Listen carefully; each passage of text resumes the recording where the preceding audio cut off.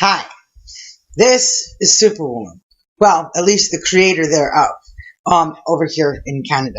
Now, the actual story of my um, excursion across this country in the last 8 years, it could be made into a movie. I kid you not. But I'm not going to go into that detailed. I'm just going to mention the stuff that relates with what I just posted. So I found this company in Fort St. John, British Columbia, where my youngest daughter was born on December 29th, 2009, at 5:25 a.m. Anyways, the store is called Imagine That Logos, and I think she might very well be one of the only people with that kind of equipment to do that kind of print job. And I fell in love with the store and the stuff it makes. So I knew I was coming back to this side to do with other things regarding all of the work. And so I pledged allegiance of loyalty to her shop that no matter how much it cost me, wherever I am in the country, I would spend the money to ship the stuff to her location and have my personalized stuff made. And for a while, that was working out pretty good. I went to Winnipeg. I had summer stuff made. Everything was good and sent back to me. And then I did a fall winter order when I was in Toronto. I get my stuff from a really good Canadian company called Mark's Work Warehouse because I want solid material. I want to be comfortable, feel good, and I want it to look good. And I like to keep things going with local businesses and help pitch in. So I would buy that stuff on this side and then send it over to her with the instructions via email and stuff. And one thing got made wrong. And for all the money I had spent and my loyalty and my intent to keep her in business or have her expand her company following my life around, I had made note in email and said I would spend the money at my expense, even though it was their mistake, to send the shirt back if they would fix it. And the lady that ran the company wanted $2.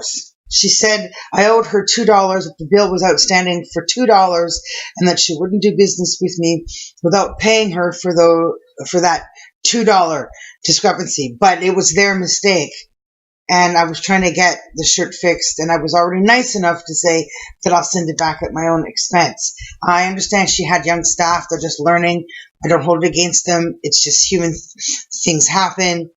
And I don't think a $2 forgiveness is all that big of a respect, considering that the order can't be mistaken in the email because I sent the right stuff, and you can't mistake that stuff in the order. So you know the fault was on the side of the person's comprehension, reviewing or looking through, or going too fast. So I did. I went through with sending the shirt back. I've never got to wear it. Sorry, I've never gotten to wear the shirt.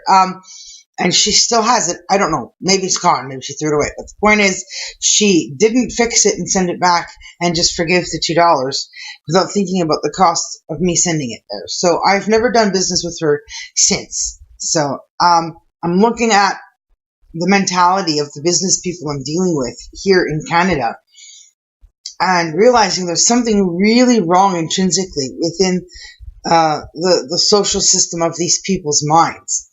In the same town, I had spent over $1,700 to have my van decked out in the Superwoman logos that I have all over the van. And after the first winter of it spending outdoors, because I didn't have an indoor garage or special carport to protect it from the weather, it started peeling. And so I complained, and they said, well, we're not going to make good on the insurance policies, that we will fix it until you pay us $100. And I had promised them that they would be exclusive on making the new Lex Luthor stickers I had made by them. So they would be the only people allowed to make them. And the amount of money and success and all that stuff that's there on the good of the name Superwoman wasn't enough. They just wanted that extra $100.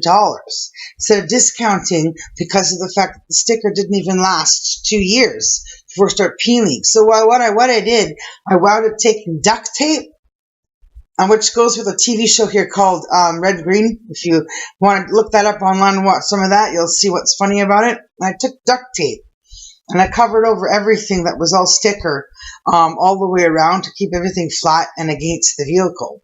And I refused to pay the $100, and it never got fixed. And I wasn't going to drive back from Winnipeg to St. John's to have it fixed anyways. But the point is, now nobody has any business coming from me. I was a solid, guaranteed money they would have constantly seen. You could literally just, bill it to me. And so I'm realizing there's something wrong here. And then in Toronto, I get a place, these buildings called Cassandra Apartments, and this guy I'm living with is a little weird. And I guess jealous or something. And my van got vandalized. The gas hose lines got cut. The brake hose lines got cut. I had 4 brand new winter tires on the van. I was almost ready to safety and put on the road here in Ontario when all those tires got slashed too. I don't remember what else. But it was enough that the money I had allotted for the safety, I had to re-spend to fix up everything I had just spent money on fixing. So now it's sitting up mechanics in Toronto, and I'm paying for parking every month. And since I left Toronto, I've not been able to land a contract for security work that pays what I'm qualified to earn. Maybe because they look at my resume and they get overwhelmed by the cover letter because of the amount of famous people I've been around and the things I've done, and they're like, wow, your extensive experience, and they just can't grasp paying somebody the amount of money I'm asking when they can just hire somebody young and stupid with no experience and pay them as little as possible. So I'm sitting here trying to figure out how to pull together my life. I could have had a website by now and all this other stuff. So in short, I stopped making all this stuff, and I'm just waiting for my surgery or waiting for the movie work to get read by people. And I thought maybe we could make an exchange, John. I'd love a copy, or I love one of those shorts from 2008, and I could give you some of my stuff, because the only person left I have great faith in is my t-shirt guy in Nova Scotia. He'll bend over backwards to do business right with me. He'll make all the adjustments necessary. He gives the great discounts. The price he charges for his shirts, I don't know how he's making any money, but I'm willing to have some new shirts made. I can give them to you, and you send me one of yours so I can wear that as I trim down and get back into my normal healthy body size. I've been sick for some time now with multiple issues, and I'm just tired of being sick and tired. So I've hit the pool. I'm back in swimming. I want to finish my NLS, and I like the story of the Smallville character in the Smallville movie. I also would like in real life to finish getting my first aid instructor ticket. So the shirt would give me a bit of encouragement. The goal is to have it look just, pimp on me. So I'll let you watch this, let you think what you think about the ordeal of my situation. Let's see if we can work something out here and have some fun. I'm also willing to autograph. I've only autographed one thing in all of this time. So maybe I should start thinking about doing that too. I have the copyright to all the Superwoman stuff because there's been no Superwoman creator. So there's a bonus there. If people want to use the Superwoman stuff, they have to ask me, including Warner Brothers. Whereas when it comes to Superman or Supergirl, I have to go to them. So, it's viable. There's something feasible here. I also perfected the infinity symbol that was used in the Smallville on Clark's chest. So there's a double whammy there, which relates to the material I've written about the Superwoman. So there's lots there to work with. And if you want to know anything else about my ordeals, don't hesitate to leave comments below the video on YouTube, or contact me via Facebook, or go to my Instagram and yatter at me over there. But that's it. That's my thing. That's my spiel. I'm going to let you guys go now. If the rain stops, I'm going to go do my workout. Bye for now. Superwoman signing off from Ottawa, Canada.